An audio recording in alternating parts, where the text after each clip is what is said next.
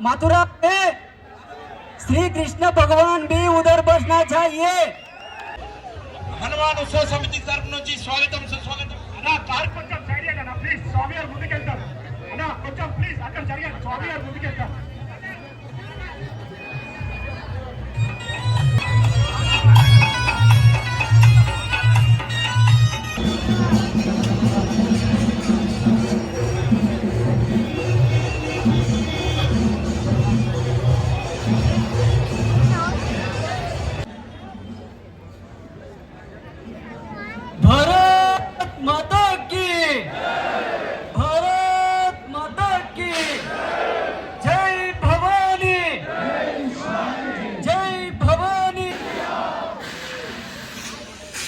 రామ్నగర్లో నిర్వహిస్తున్నటువంటి హనుమాన్ శోభయాత్రకు నా యొక్క హిందూ బంధువులకు నా యొక్క సోదరీమణులకు అందరికీ నా హృదయపూర్వక అభినందనలు తెలియపరుస్తూ మనమందరం సనాతన బంధువులం, మనమందరం వసుదైక కుటుంబకంగా జీవించాలి.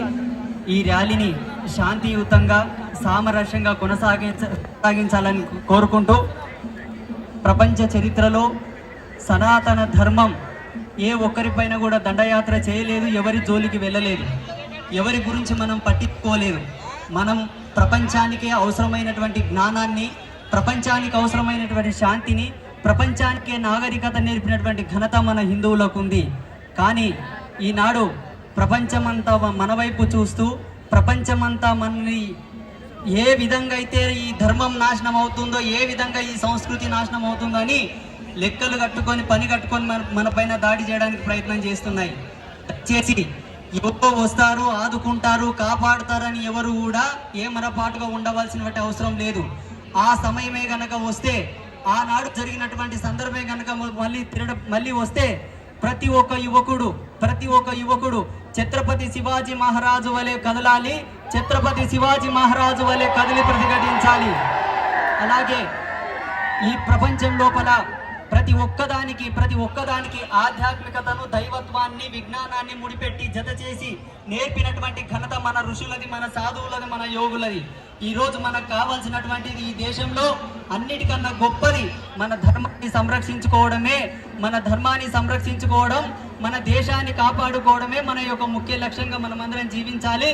అందరికీ ఈ శోభయాత్రకు వచ్చిన వాళ్ళందరికీ అనేక మంగళాశాసనాలు తెలియపరుస్తూ ఈ వేదిక మూలకంగా ఒక ముఖ్యమైన విషయాన్ని తెలియపరుస్తాను. చూడండి, మన సనాతన ధర్మంలో పుట్టినటువంటి ఎందరో యోగులు, మునులు, తాపసులు, సిద్ధపురుషులు, అఘోరాది నాగ సాధువులు, దిగంబరులు, మంత్రజ్ఞులు, తంత్రజ్ఞులు, మఠాధిపతులు, పీఠాధిపతులు ఎందరో మనకు ఉన్నారు. కొలుసుకోవడానికి 33 కోట్ల దేవతలు ఉన్నారు, ఎందరో యోగులు ఉన్నారు, మునులు ఉన్నారు. కానీ ఈ మధ్యలో మన హిందువులు, ప్రపంచానికి జ్ఞానమే నేర్పినటువంటి మన హిందువులు కొన్ని తప్పులు చేస్తున్నారు. అవేంటో తెలుసా? మనకు జగద్గురు రామానుజాచార్యుల వారు ఉన్నారు, జగద్గురు శంకరాచార్యుల వారు ఉన్నారు, శ్రీమద్ పోతులూరి వీరబ్రహ్మేంద్ర స్వామి ఉన్నారు, బసవేశ్వరుడు ఉన్నాడు, సంత్ రవిదాస్ ఉన్నాడు, సేవాలాల్ మహారాజ్ ఉన్నాడు. ఇలా ఎందరో యోగులు ఉన్నారు. ఇంతమంది ఉండగా మన హిందువులు చేస్తున్న తప్పేంటో తెలుసా? ఈ మధ్యలో ఎవరికి తెలియనటువంటి मथुरा